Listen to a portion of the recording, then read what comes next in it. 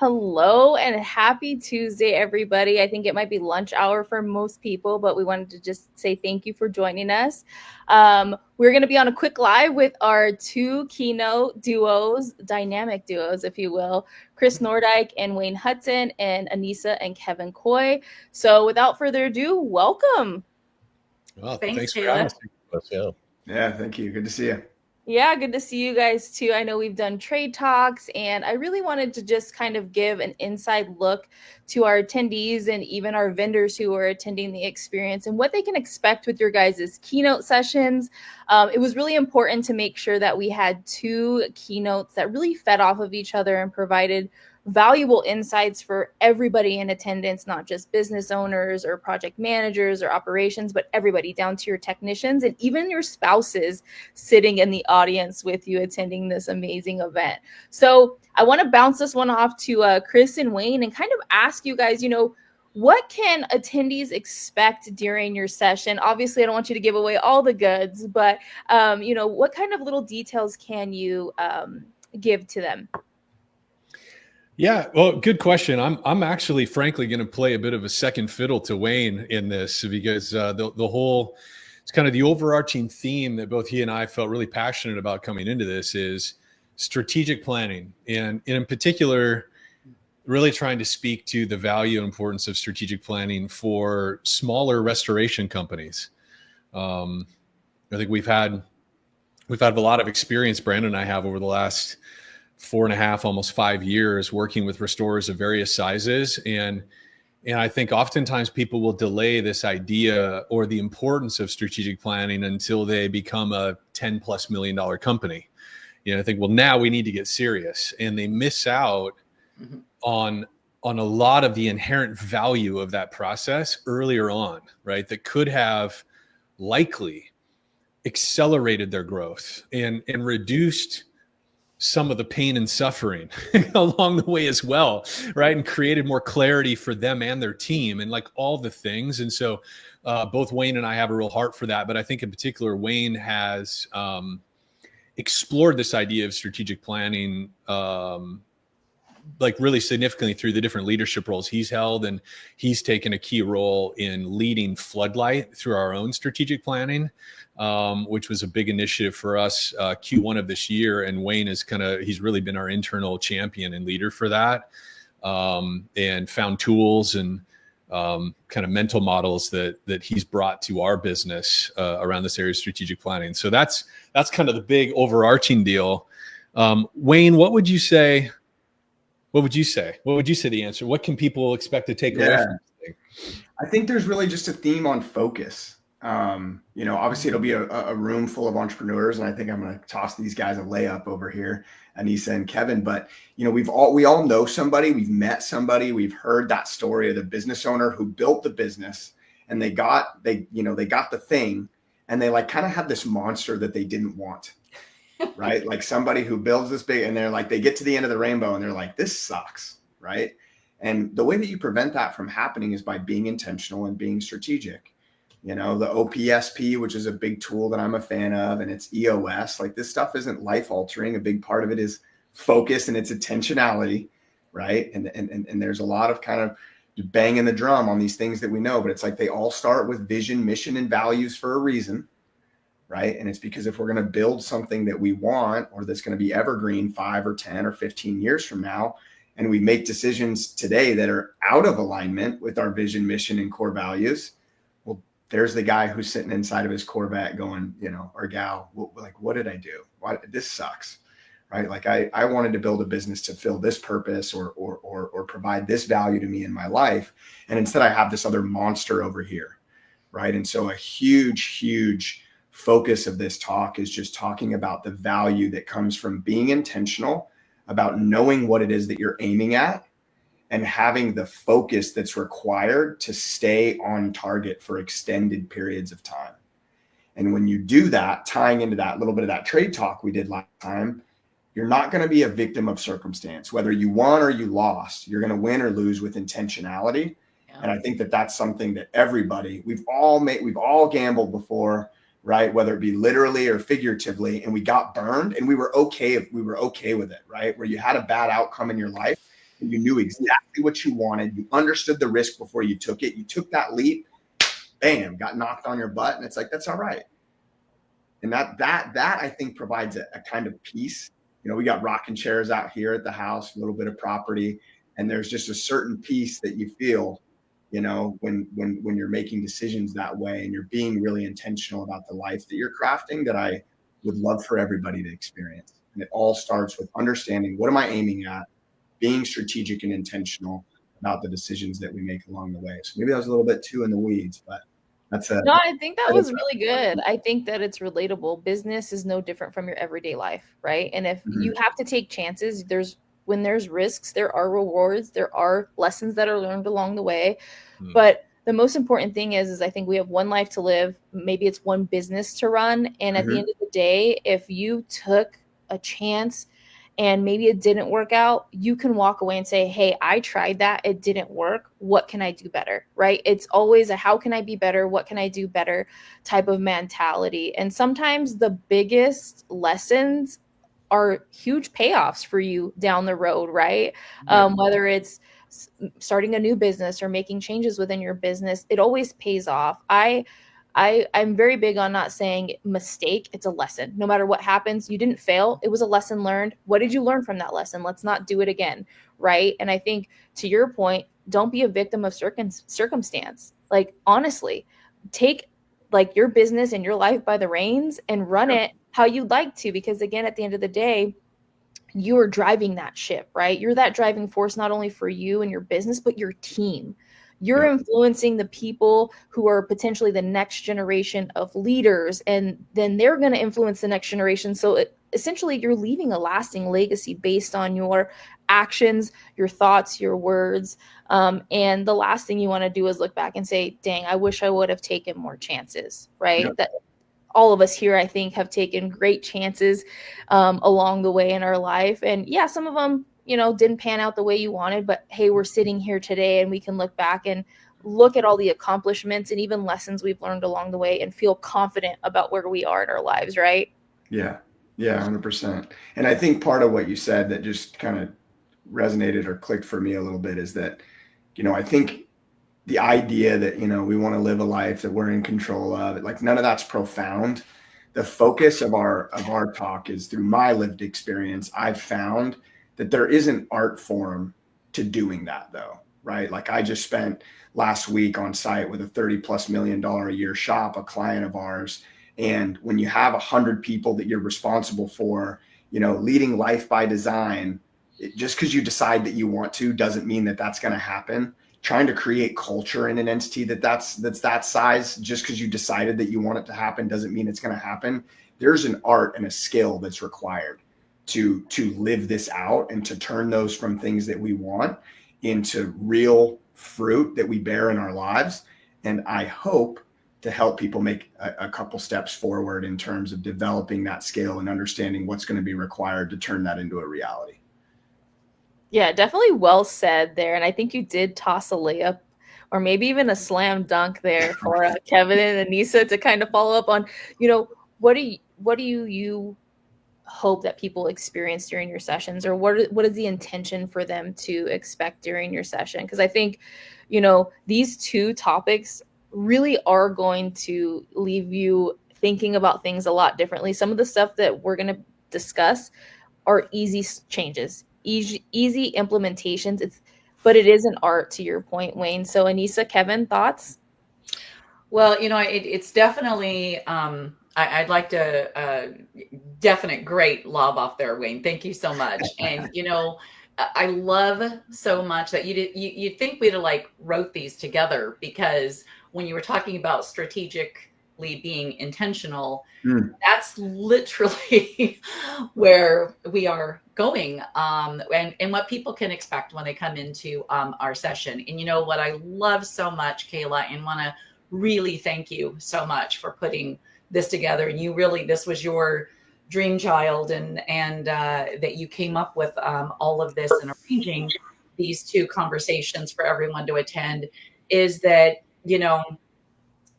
Chris and Wayne are taking this intentional strategic plan on the business side. And what Kevin and I are doing is we're literally taking that exact strategic and intentional plan on your life side of things. Because let's face it, as business owners, entrepreneurs, look, our life is our business and our business is our life. You don't just go into your business and leave it, outside the door. It comes in with you. It's part of who you are. And where you're at mentally, physically, as a entrepreneur is going to, as a person in your life, and how well balanced that you are, or how happy you are, or if you are very clear on your why and your intention and your direction. If you're not balanced here and here, you're not going to be balanced in your business, because you are the leader. You're at the helm, right? So I think that I just love that we're doing this together like this, because too many times, as we were talking about before we came on here, in the last 4 or 5 years, everybody kind of got shook. Everybody kind of got real quick and present to life changes in a moment. And at the end of the day, like I was saying earlier, there's really only 3 things that matter, right? It's our health, number 1, our wealth, and then our free time. Sorry. I was, So our health, wealth, and our free time, right? Our time. So too many times, as Wayne, I think, was saying, that people get into business and then they find that maybe they're wildly successful. Maybe they're in a $30 million business, but yet their marriage is on the rocks. They're sitting in that Lamborghini and they're just going, wow, this sucks. Like, I'm 50 pounds overweight. I'm not sleeping at night. I'm on blood pressure medication. I never see my kids. Whose life is this anyway? Because this certainly wasn't what I wanted. And so what we want to be able to do is, when you come in and sit down for that hour and a half with us, is that Kevin and I are going to ask you some very real, pointed questions that we're going to want you to answer there with us in that room. And spoiler alert, it's probably not going to be super comfortable. But I promise you that if you will be honest with yourself and go through these steps with us and go through the process that we're going to take you through, you will come out with clarity. You will come out of the session knowing exactly where you want to go and how you're going to get there. And too many times what we see in our coaching clients, for sure, is that there are business owners, and sometimes these are employees, by the way, because we coach with some of the, project managers and CEOs of the businesses as well. And they have no idea what direction that they're going, and they feel lost, and they're too afraid to voice that for a lot of reasons. And so what we want is, we want to be able to help, whether you're an employee or a business owner or a spouse of an entrepreneur sitting in the room. We want you to be able to ask yourself these questions that I'm gonna guess a lot of the people have never asked themselves before. I know I'd never been asked them until I was 38 years old. So 20 years ago, my life changed when somebody looked me in the face, took a hold of me, and asked me these pointed questions. And so we want to pay it forward and do that with everybody in the room. And I know, honey, you can expand a little bit on that and just kind of the process that we want to walk through, what everybody can expect a little bit from us. Sure. No funny jokes from you, though, right? They can't expect any of that, or sarcasm. No. Yeah. So I love this too, guys. And I think this is a great 1-2 punch coming into this event, because you guys are going to hit one side of the, coin, and we're going to hit the other. I think, and you guys, you were touching on smaller companies and monsters. I have so many times, and we've been coaching in the industry for about 17 years. And I've seen so many small companies with their little monsters that they didn't tame in, and they grew, and the monsters grew with them. And now the $30 million company just has a giant monster to fight with every day. And they're hating, when the phone rings, they flinch because they know somebody's going to be yelling at them about something, because they didn't get those systems in place. Yeah. And they didn't get their directionality in place when they were smaller and they were cowboying it. and there's a point where cowboying stops. You hit the wall, and then you got to retool, and you got to get the skill sets you need to grow to the next level, and that's not only in a business acumen but also in a personal acumen. And so I think for us, where we see a lot of reactionary business operators, where they're just, something happens, they react to it.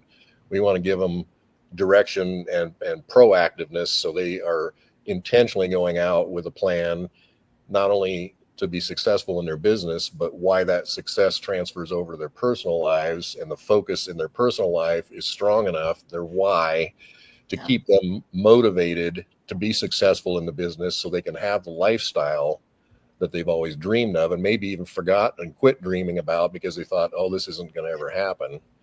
They got waylaid by business, and they bought a business or started one to get out of being be an employed person, thinking they're going to solve some problems, but they created a whole new set they weren't even aware of. Because being in business is not about the thing; it's about all the other stuff you got to do to make the thing look very attractive. And so we have to have that ability. So there's a lot of skill sets to gain, and I don't care if you're in our industry or anybody's industry.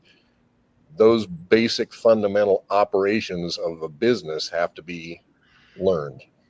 And, I want to point, that's a really good thing I want to expand on. When Kevin said, it doesn't matter what industry you're in.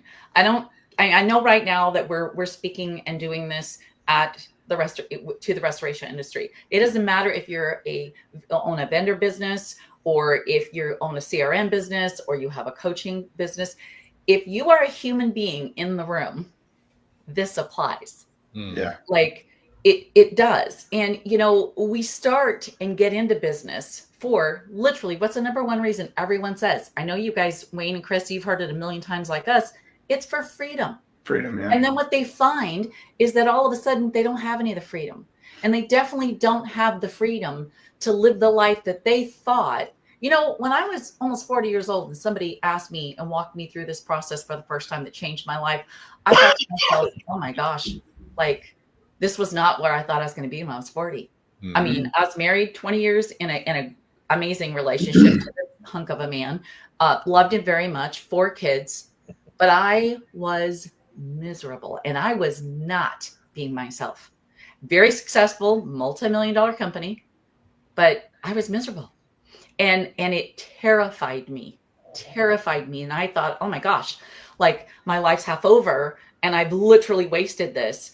And what I learned were the processes that we want to give to everybody in our session that I used to then take charge of my life. And I didn't wait another 40 years. I mean, immediately take charge of my life and change it to where now, literally, Kevin and I live our perfect life. Life's not perfect. I always say that, right? But we have our perfect life that we've lined out. We have a criteria. We have something that we check the boxes off against any opportunity or anything that comes into our life. Does this fit into our perfect life template? If it doesn't, it's a hard no. It's done. If it does, then we bring it into our life. But we're very protective of our time, our wealth, and our health. And it's like you said, Kayla, you said it in the beginning, you said it about it being easy. What I would say is that it's very simple. It really, really is. It's a simple process, but it's not easy because you have to be willing to take full responsibility for where you're at. You don't blame anybody else. You don't blame your mom. You don't blame your upbringing. You don't blame the guy down the street or who's in the White House in DC. You don't blame anybody.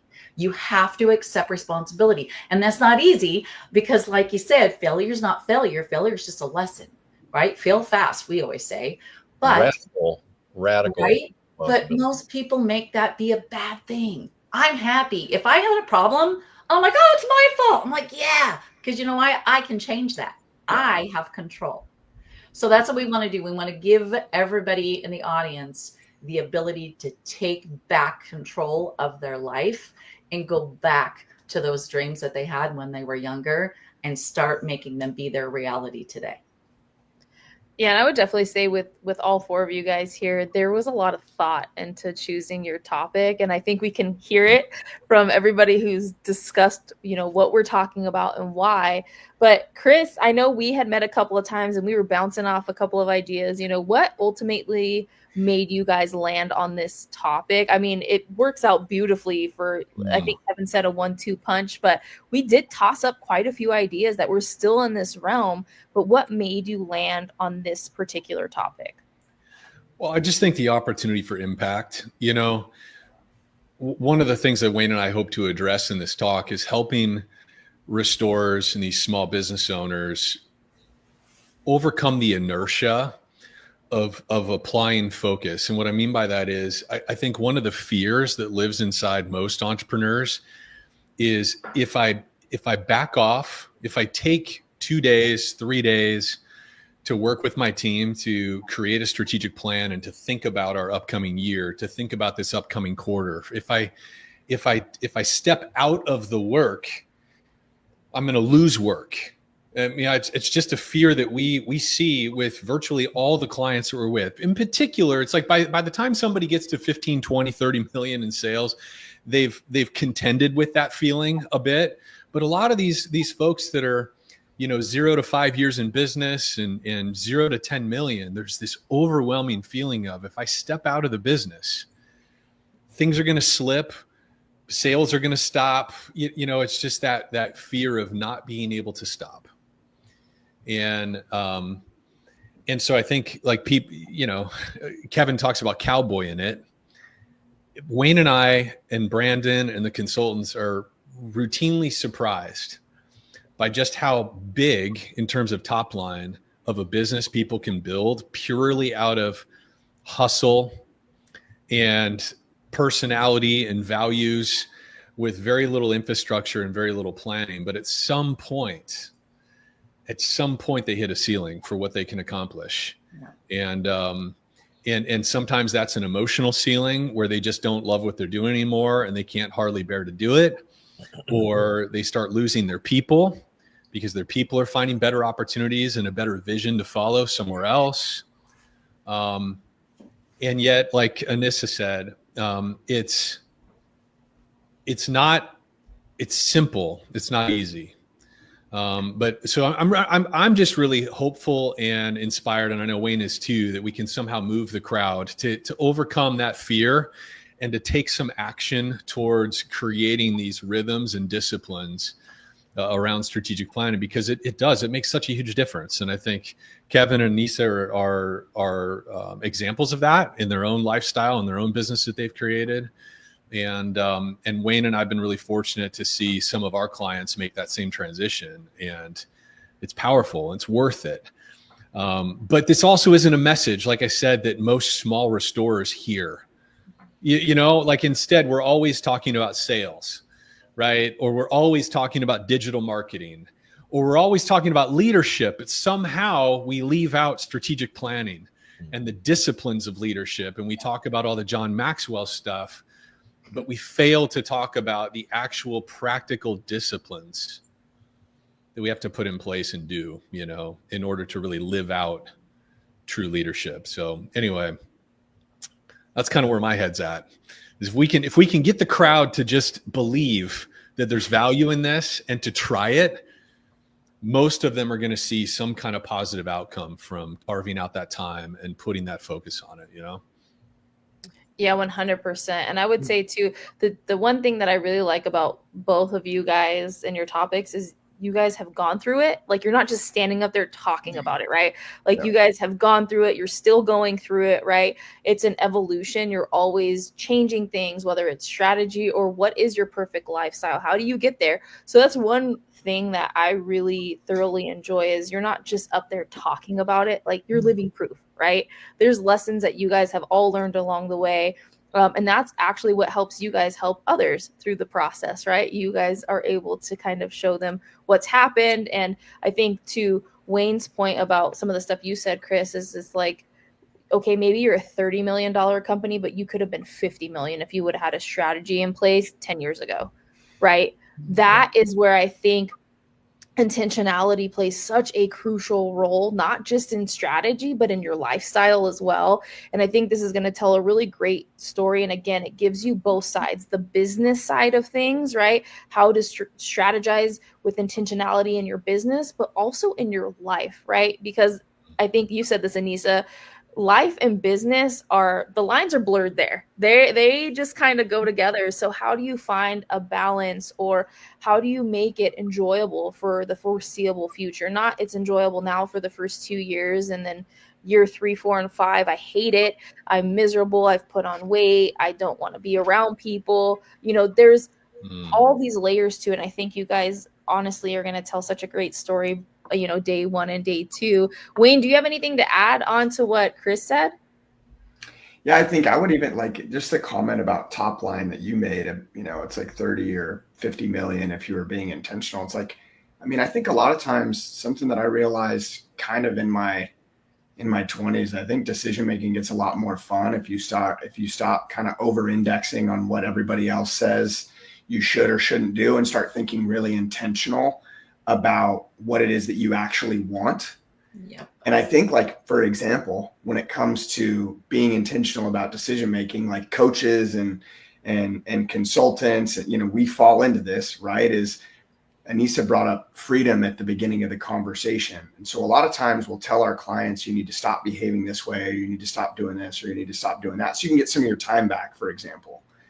And it's like, there's a way that this bears fruit for your overachiever who works 60 hours a week, and they seem, that seems to work for them and their spouse. And like, that's what they love to do. That's the most fun thing. It's like, if you're trying to think about, how it is you should spend your time as an owner, and you're somebody who wants to grind gears for 70 or 80 hours a week, well, there's decisions that you can make as an owner in terms of the verticals that you go into, the repeatability and the scalability of your company that maybe might make you bored. And there are things that you can do that are going to keep you turning at 10,000 RPM, that are going to keep you growing, that are going to keep giving you new problems to solve. And like, I don't think one's good or bad. I think, again, it's like I started with mission, vision, and values. Is like, you have to understand enough about who you are to understand what moves the needle for you and gets you excited. And then there's this cascading and compounding effect of making decisions over and over and over again with that in mind. And like, I find myself doing that. There are things that I could do in life to maybe give myself a little bit more of this, that, or the other thing. But like, I need a bone to chew. And I know that. And so if I can go left or I can go right, and one of them takes away my bone and the other one gives me a new wall to go bang my head into, I'm going to do that, because I know what it's like to sit around and twiddle my thumbs, and I know how deeply unhappy it makes me. And so it's just like, it's easy to go to like, well, you could have had, on the inverse of that is, hey, maybe you don't want a $20 million company. Maybe that does 5% because you're literally doing everything you can to chase top line. Like, here's something I think a lot of owners don't talk about, because all we talk about is top line, is like, maybe you should slow down and think about how you could build a $5 million company that does 20% net profit. And every dream that you and your family have ever thought of will come true. And you can take that vacation, and you're probably not going to chase super complex losses, because that's going to require leaders in your organization that are capable of solving problems. And you want something that's like a widget factory. And so we're going to try to figure out, how can we provide really profitable work on jobs that are not very complex, where I can go be on my boat for a week and my team can figure it out, because there's not a lot of variability in my business. Like, and you can have that, but you have to be intentional. 100%. Well said. Well said. Oh gosh. Kevin, Annissa, you have anything to add there? I would say that what we're talking about can happen really, really fast if you apply it and you stick your nose into it. Yep. You're going to find some. If I'm giving advice to everybody, bring something to write with and write on. Turn your phones off. Sit down and dig into this.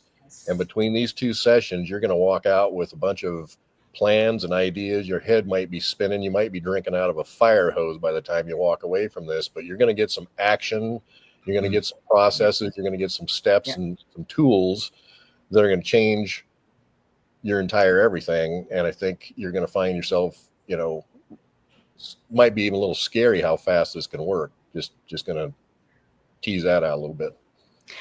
And I want to say this. I love that, honey. I'm so glad you said that. Asking people to turn their phones off on both of these sessions. Bring everybody with you. If you own a business and your wife came along or your husband came along because they want to play by the pool, or your teenage daughter came along because she wants to hang out by the pool during sessions, that's fine. Let them do that, except for these 2 sessions. Please bring them. And by the way, Kayla, I hope I'm not like totally overstepping here. I don't know what's involved for tickets or purchasing, but figure it out. Have your spouse in these rooms. Definitely turn your phones off. Listen, in an hour and a half, nothing's going to happen that is going to wreck your business or your life. I promise you. Okay. Turn your phone off. There's the problem right there. Spoiler alert. You are not as important as you think to your company. Okay. All right. Even if you're a solopreneur, I don't care. In an hour and a half, things will be fine. Shut your phone. And I don't just mean put it on silent, like, because it'll still kind of vibrate like mine will, like shut it off. Shut it off. And then when you're sitting in these sessions, do yourself the biggest favor ever. Be open-minded. Be coachable. And just be willing to listen to a different perspective, be willing to be uncomfortable. And whatever you do, you don't have to say it out loud, but be absolutely, deeply, brutally honest with yourself about your business and your systems and how is it running, and your life and your health. Where's your finances? Are they in the toilet? Is your love relationship amazing? Is everything in your life what you want it to be? And if the answer is no, then start putting together your plan, because I will tell you, I guarantee you, between these 2 sessions, you'll have all the strategic planning that you need. You'll leave with the outline. If you do those things, turn off that phone, listen, be coachable, and deeply honest with yourself, you will leave with the blueprint and the steps that you need to now carry out to be able to have your perfect business, your perfect life, and design your ultimate lifestyle business. Yeah, well said, guys. I'm super excited. I personally am going to attend both and partake in all the exercises that take place. I have found so much benefit from doing that in some of the events that I've been to most recently. And to your guys' point, an hour and a half each day is really not that long. It'll actually fly by with all the stuff that's going on in these sessions. So really take advantage of the opportunity to unplug and really focus and be optimistic, be open-minded, ask questions. I think that this is what they're all about. It's supposed to be interactive. You're supposed to really push yourself to both personal and business limits in these 2 sessions. We're about to sign off, but before we do, I just really wanted to say thank you to you guys for joining me today for this quick little live to kind of talk about your guys' sessions and, what they do playing off of each other and why it's so important that we implemented this type of session for each day and what we want people to take away, because I think it's truly important to have that opportunity to focus on yourself and your business and your lifestyle, and even bring your family into it, and even some of your employees. Take advantage of this opportunity. And the best part is these 2 dynamic duos will be at the experience the entire time, and they would be more than happy to hear from you, whether it's before or after their session. These 4 people are absolutely amazing. You can ask them anything. And we can't wait to see you guys at the experience September 3rd through 5th in sunny and warm Las Vegas, Nevada, my very own backyard. But until next time, we hope that you all stay safe and take care. And thank you for joining us. Have a good day. Bye.